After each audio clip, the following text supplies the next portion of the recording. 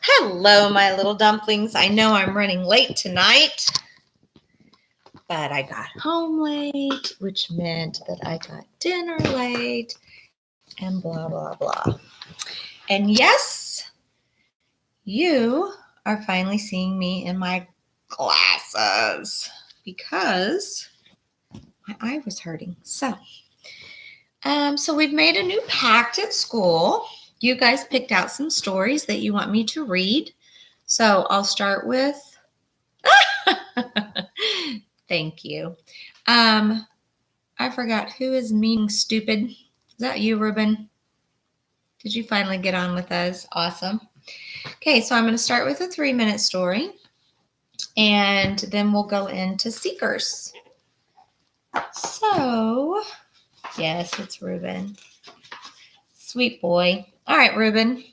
Do you want to read The Ugly Duckling, King Midas? We actually took an assessment over King Midas. Rip Van Winkle, which is one of my favorites. Little Ant Goes to School. I don't even think I know that one. Thumbelina, also one of my favorites. The Five Brothers. Birthday Cake Mix-Up. Don't know. Or, oh my goodness, there's a ton of them. Any of those? Oh, Rip Van Winkle. I'm with you. Do you know this one? Or did it just sound interesting? Page 24. Okay, page 24. Okay, I'm going to show you what old Rip looks like. Okay. You don't know this one. Okay, good. That's always more fun, learning a new story. If the legends of old are true, there is a touch of magic in the Catskill Mountains. Many years ago, a simple, friendly man lived in a town at the base of those mysterious mountains. His name, you guessed it, was Rip Van Winkle. Rip had a wife and several children. He was a kind neighbor, loved by everyone in town. When he walked through the streets, children asked for piggyback rides. Even the neighborhood dogs loved him. One afternoon, Rip Van Winkle wandered to the top of one of the highest mountains. Suddenly, he heard someone call his name. He turned and saw no one. Rip Van Winkle, he heard once more. Rip looked around again. This time, his eyes fell on a strange little man climbing toward him. Hi, Abby. Yes, Abby, I wear glasses. I just wear contacts every day. That's why sometimes my eyes hurt. And we're reading Rip Van Winkle. Ruben picked it out. He was the first one here. So, yeah, it just started. We're talking about Rip Van Winkle. Apparently, he's a very nice guy. On his shoulder, the little man carried a huge barrel. Would you help me with this? The little man asked. Of course, Rip replied. They soon entered a large clearing where Rip saw a strange group of little men. When Rip and the little man reached the group, one man took the barrel from Rip's hands and poured a dark liquid into a strange cup. The men motioned for Rip to drink it. And that should have been his first clue to walk away. Once Rip had finished several cups, he felt tired. His eyes drooped, his vision blurred, and he drifted off to sleep. Bye-bye, Rip. When Rip finally opened his eyes, it was morning. Rip was lying right where he had been when he first met the little man. Have I been asleep here all night? Rip explained in panic. Mrs. Van Winkle is going to be so angry. What in the world will I tell her? Really, Christian? That's how you want to start reading time? I'm glad you're here. Hi, Haley. I'm probably trying to be, you think they're trying to be mean to him? Well, I don't know why they would try to make him go to sleep. Ribbon, who is Ribbon, you Ribbon, not Reuben. That's some pretty fancy typing there, Abby. I'm scared. Tell me. Christian, I thought about it on the way home. I think we'll start in a safe seat tomorrow since you need everybody on here to know what's happening. Hi, Madison. I'm glad you're here. So we're reading Rip Van Winkle to get us started. Okay. And if you didn't see, what's happened so far is he met this little man that brought him to these little men, and they gave him something to drink, and he fell asleep. He just woke up, and he's like, whew, have I been here all night? Mrs. Van Winkle's going to be so mad at me. Well, you know, Superman News Rick, who's wrecked the little man. Abby, I adore you. Okay, Rip started down the mountain feeling a bit confused. As he got to his village, people looked at him with surprise. No one in town looked familiar to Rip. The people didn't know Rip, and he didn't know them. Finally, Rip looked down to see what everyone was staring at. A long beard flowed down to his knees. Now, hang on a second. I got to go back and look, because I don't think he had it. Does he have a long beard? He has no beard. But apparently now he has a long beard. Does anybody here know Rip Van Winkle? Let me try again. Does anybody here know Rip Van Winkle? Rip asked a group of people. A tall man asked Rip, just exactly who are you? I was myself, Rip said. I fell asleep on the mountain. Now everything has changed. Right then, a young woman came forward. Rip was sure he had seen her face before, but she had grown up. What is your father's name? Rip asked. Oh, Rip Van Winkle was his name, said the woman. It has been 20 years since he took off into the mountains. We have heard nothing from him since. Now, how long did he think he had fallen asleep? Just for the night. Look at him now. Looks quite a bit older, doesn't he? Maybe even 20 years older. And what about your mother? Rip asked. She just recently passed away, said the woman. Hearing this, Rip could no longer contain himself. I am your father, he cried as he hugged her. Once I was young Rip Van Winkle. Now I am old Rip Van Winkle. Doesn't anyone know me? An old woman walked right up to Rip and put her face almost against his so she could see clearly, just like that. Welcome home, Rip Van Winkle. Where have you been all these years? It did not take Rip long to tell his story. He could not believe he had missed watching his children grow. His wife was dead now. Much of his life had passed in one night.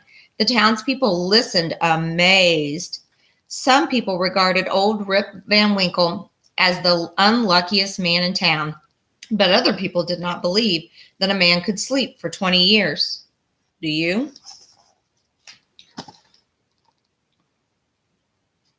Oh, Christian, I am sorry you broke your speakers, buddy. Oh my goodness. How did you do that?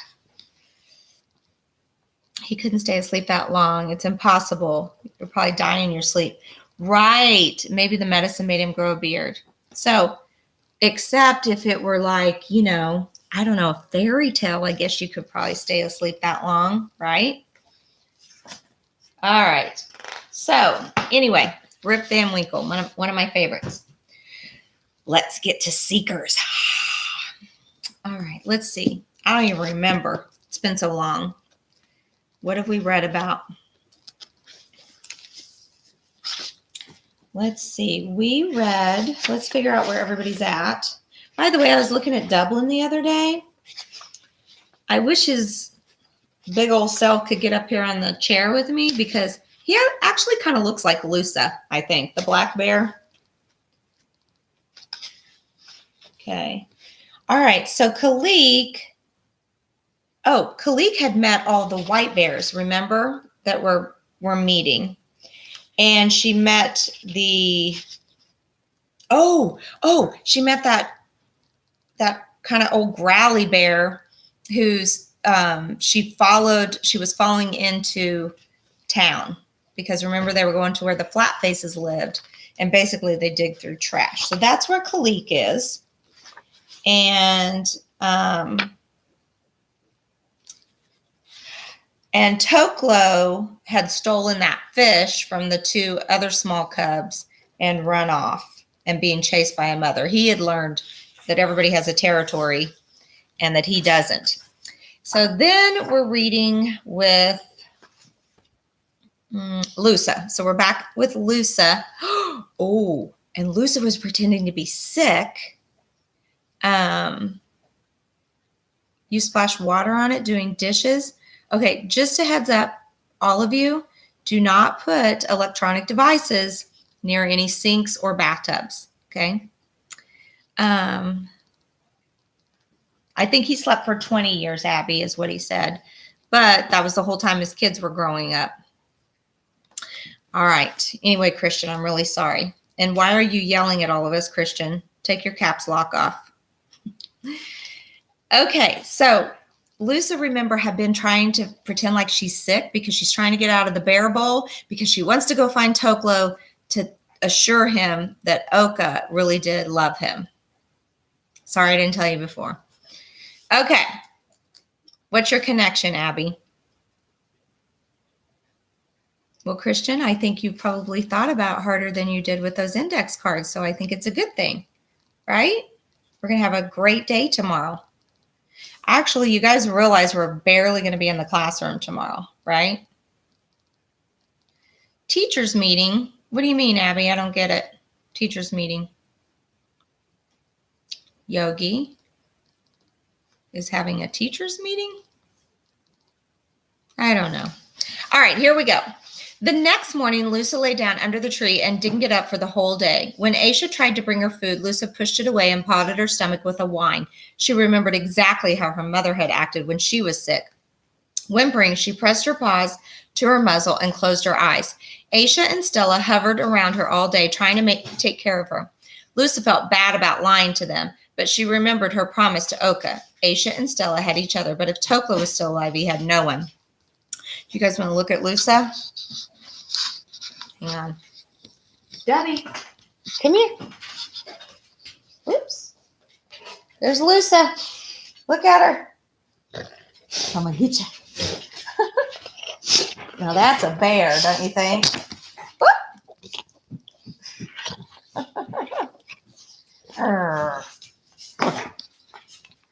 Okay. Back to talking about Lusa instead of looking at Lusa. That night she fell asleep out in the open, even though the cold wind made her shiver and there were lots of strange noises from outside the walls. The sky was cloudy, so she couldn't see the bear watcher, which made her anxious. Was he still watching her? Would he take care of her even if she made it to the wild? When she still hadn't eaten anything by the end of the next day, the other bears started to get worried. Yogi came over and nudged her. "Get up, Lusa," he said. "I'm sorry I teased you. Come play on the mountains with me." "Oh, I don't feel well," Lusa mumbled. It was starting to be true. She was so hungry, she felt like her stomach was going to cave in and eat itself. "Is Kobe on here?" "I'm just wondering." Lusa's sounding a little bit like Kobe.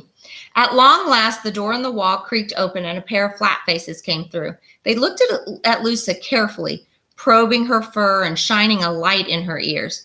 The feeder in green with the furry face came in behind them, and Lusa tensed. What if the stick put her to sleep and she never woke up again? She had to force herself not to jump up and run back to the caves. She closed her eyes as the feeder got closer and closer. She thought about Oka and Toklo and how much he needed her. She had to be brave. There was a soft pop, and Lusa felt a sharp tickle in her side. She opened her eyes and saw her mother watching from the mountains. Lusa lifted her paw in farewell and then let it drop as a strange heaviness filled her body. Her eyes drifted shut again, and she tumbled into the darkness. Okay. Reuben, what do you mean you're getting bored already? I thought you loved reading. Remember, you tell me that all the time. Okay, Lusa dreamed she was floating down the Great Salmon River. Sparkling water flowed around her and through her fur, but she didn't feel wet. In the bubbles, she caught glimpses of large silver blueberries flashing past, but when she tried to catch them, they slipped out of her paws. Although the river glittered with light, when she looked up, she could see the night sky, full of more stars than she'd ever seen before. In among the stars, there were strange animals. Some of them Lusa recognized: a monkey, a flamingo, a tiger. Then there were ones she had never seen before: the long-necked skinny creature and the big one with the long dangling nose. The long-necked skinny creature? Who's that? And the big one with the long dangling nose that her mother had described. They bobbed their heads at her and danced from side to side.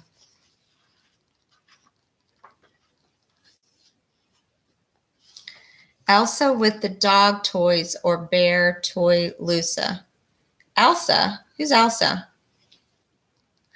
Oh, I get it. Okay, so you're making a connection with the bears having toys and Dublin having toys.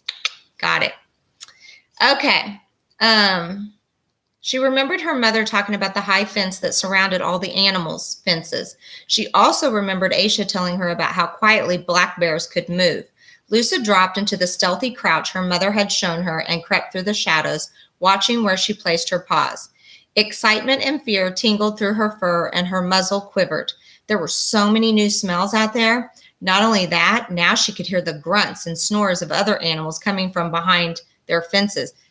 Does that seem exciting to hear the snores of sleeping animals? She could also hear the distant noises of the flat face world and smell a faraway scent of flowers. Her ears and her nose were more useful than her eyes in the dark. So she let her vision blur and concentrated on what she could hear and smell instead. Two flat faces were coming along the path. They were moving fairly quietly for flat faces, but Luce's ears picked up the low murmur of their voices and the rhythmic beat of their paw steps. She ducked behind a large metal den that smelled of rotten food. Some of the scents were tempting. Her stomach was roaring with hunger, but this wasn't the time to go foraging. The flat faces walked by without seeing her. Wait, did I miss something?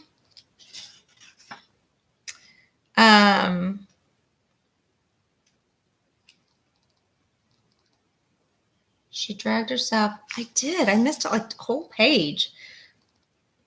Lusa, oh my goodness, you guys, I am so sorry. All right, Lusa tried to move her paws, but they were too heavy. She started to panic. Lifting her muzzle to the stars, she called out for help. And then she saw the bear watcher. It was shining brightly right above her. The star beamed down at her, and Lusa gazed back. It seemed like it was getting bigger, as if it were coming closer and closer to her. Maybe she was dead, and it was coming to turn her into a tree. Gradually, Lusa realized that her eyes were open and she wasn't dreaming anymore. She was staring up at a warm yellow fire globe dangling from the roof of a flat-faced den. The floor under her was cold and hard, and she was inside a cage of metal bars. She pushed herself to her paws. She felt groggy and slow, her fur heavier than usual, her muscles floppy. She was alone in a large den full of silvery, shiny things. She couldn't smell any flat faces nearby. She couldn't see the sky. But something inside her told her that it was nighttime outside, which meant she had slept the entire day. Lusa sniffed around the edges of the cage until she found the door where there was a short piece of metal sticking out. Did this make the door open? She prodded at it with her paws, hooking her claws around it and waggling it. Then she tried sticking her nose through the bars and closing her teeth around the bit that stuck out. The cold metal smelled bad and it made her teeth hurt, but she felt something sliding loose. She poked it again with her paws. There was a small clang, and the door swung open. Lusa stared in astonishment. She was free. She took a tentative step outside the cage. Tentative means a careful step. The shiny white floor was smooth like water below her paws. Her paws dragged on the slippery floor and her legs felt heavy as stones, but she managed to stagger over to this tall door in the nearest wall. She had no idea how to get through it. She didn't want to wait for a flat face to come along and open it. She could try to run for it again, but the pain from the shocking stick was fresh in her mind. Lusa looked around the room for something that might help her open the door. A fresh breeze drifted past her nostrils, carrying the scent of wild animals and burnt flat-face food. She stood on her hind legs, searching for the source of the smell, and spotted an opening high in the wall at the far end of the room. She slithered across the floor and heaved herself up on a shiny ledge, the color of the buckets the feeders brought their food in. Her claws lost their grip on the slippery surface, and her back end slid off the ledge. She hung for a moment, scrabbling with her forepaws, and then, with a grunt, she dragged herself back on top once more. As she cleared the edge, one of her back paws hit a stack of objects. They toppled to the floor with a crash that sounded like an entire forest falling over. More desperate now, Lusa shoved her head through the opening. It was a tight squeeze, but she managed to pull her shoulders and paws and finally her rear end through the small space. She felt herself falling through the air and wondered for just a terrified moment what was below her. Then her paws hit the springy branches of a leafy bush, and she bounced off it and tumbled to the ground unharmed. She scrambled to her paws and raced into the nearest patch of shadows. She remembered her mother talking about the high fence that surrounded all the animals' fences. She also remembered Aisha telling her about how quietly black bears could move. Lusa dropped into the stealthy crouch her mother had shown her and crept through the shadows, watching where she placed her paws. I feel like that was pretty simple for her to get out of there. Agreed? Although we don't know if she's all the way out of the bear bowl. I don't think she is. This is the part where I started reading and I shouldn't have. Two flat faces were coming along the path. They were moving fairly quiet. She ducked behind a large metal den that smelled of rotten food. Even those scents were making her stomach growl. The flat faces walked by without seeing her. When they were out of sight, Lusa ran along the side of the gray path, keeping to the grass so her claws didn't tap on the hard stone, until she spotted the high fence. Lusa's pretty smart, isn't she? She's never even had to, plan and hide and stuff, and yet she's figuring out pretty well. Beyond it, she could see the outline of flat-faced dens, lit up by their fire globes. A wide path stretched along the other side of the fence, and more paths branched off from it, leading between the dens. Glancing around, Lusa sniffed the air. With so many flat-faced smells here, it took her a moment to be sure that none were close by or heading her way. She paced over to the fence, hooked her claws in the metal web, and began to climb. Well, we're glad you're back, Reuben. Okay, so what do we know about black bears and climbing? Do you think she's going to be able to climb this metal fence? As she pushed herself up, she thought of the bears she had left in the bowl. She would probably never see them again, never roll around the mountains with Yogi or pretend to stalk through the wild with Aisha or listen to one of Stella's stories. She wouldn't even hear Grumps roll around growling on his side of the fence. Her heart thudded and her legs began to tremble, so that she had to tighten her grip on the fence to keep herself from falling off.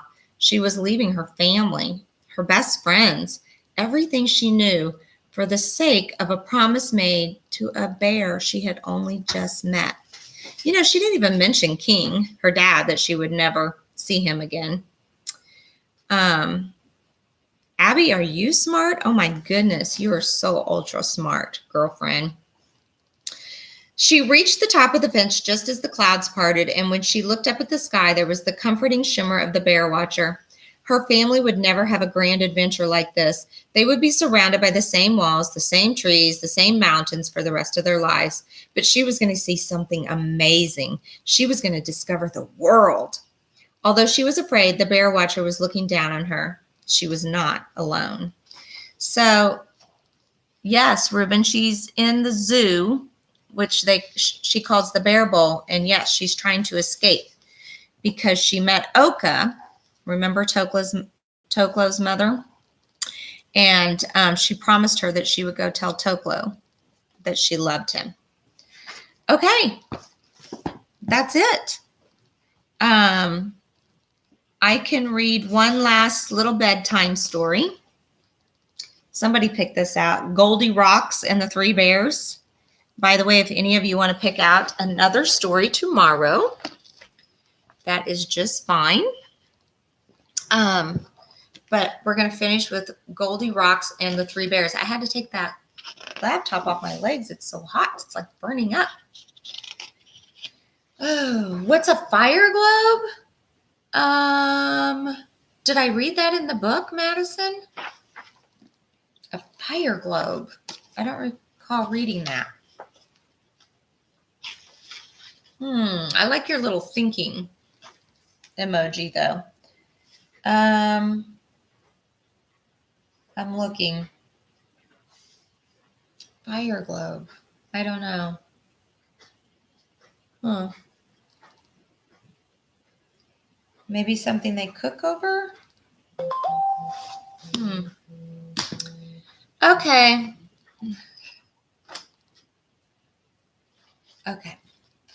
Once upon a rock and roll time, three bears in a band jammed with ease.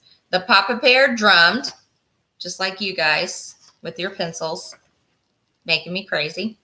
The Mama Bear strummed. And the Baby Bear, yeah, you know, he tickled the keys.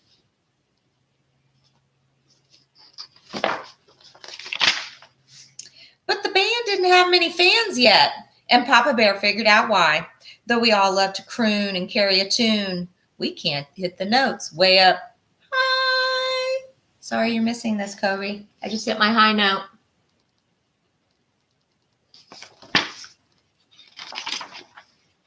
So they set out to find a soprano. Soon after they left, a girl knocked. Is that porridge I smell? Gee, that would be swell. She checked, and the house was unlocked. By the way, a soprano is someone who sings really high, the high parts. Goldilocks looks a little ornery. A studio? Great balls of fire! Amazed, Goldie raced through the door. She forgot about food and was now in the mood to hurry on in and explore. What's she going to go to first?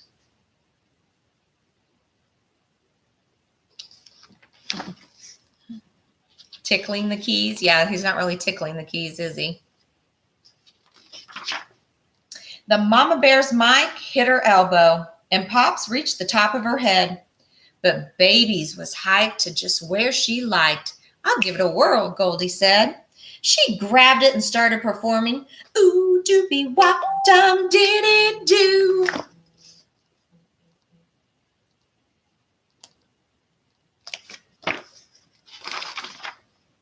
She was singing quite well till she stumbled and fell, and the microphone stand broke in two.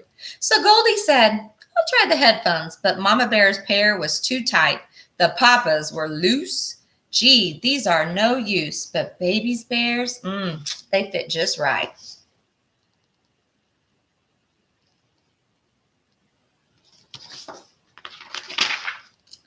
That tune was so catchy, thought Goldie. I'd love to be a part of their band. The guitar was too twangy, the cymbals too clangy, the piano, ooh, it was perfectly grand. Exhausted from moving and grooving, she needed to catch a few Z's. This day's been a doozy. I'm feeling quite snoozy. She dozed off on Baby Bear's keys.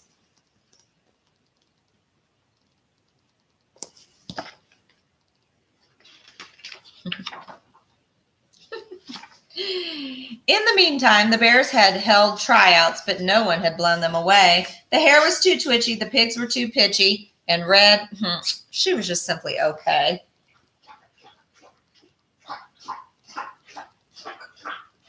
Red, they pulled in somebody from another fairy tale.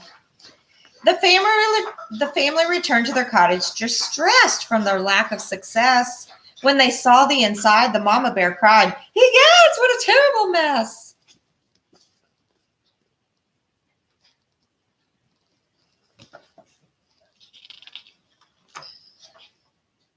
Someone's been using my mic stand. Someone's been using mine too. Then Baby Bear spoke. Oh no, my stand broke. He started to sniffle. Boo-hoo!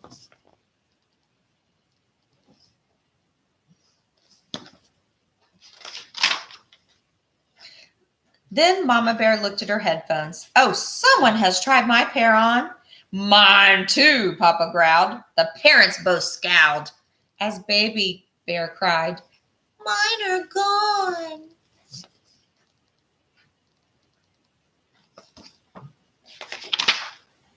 Then Papa said, Who played my drum set? And Mama said, Who plucked my strings? Well, who's in my chair? Asked the littlest bear. She's drooling all over my things. They stared at the slumbering blonde girl, and Papa asked, Who could she be?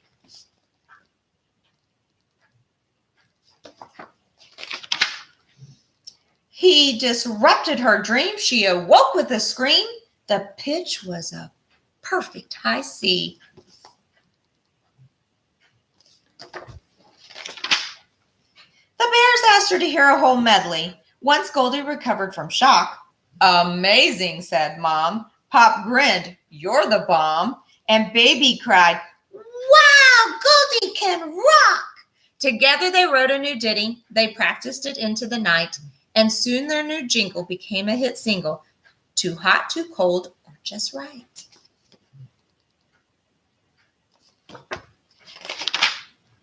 Their albums now top all the rock charts. A countrywide tour had been planned. The fans scream and shout. they're crazy about. Goldie Rocks and the Great Three Bear Band. Okay, my little dumplings, just remember that I love you all. Sleep tight. We have a huge day tomorrow. We're starting with the Wax Museum in the morning. Then we have specials. Then we go to recess. Then we go to lunch. Then we go to the hospital tour. And then we come back and go home. Sounds like a pretty rough day, don't you think? Surely I can fit some math in somewhere, though, I bet. All right, you little dumplings. Get a good night's sleep, and I'll miss you till tomorrow. Bye.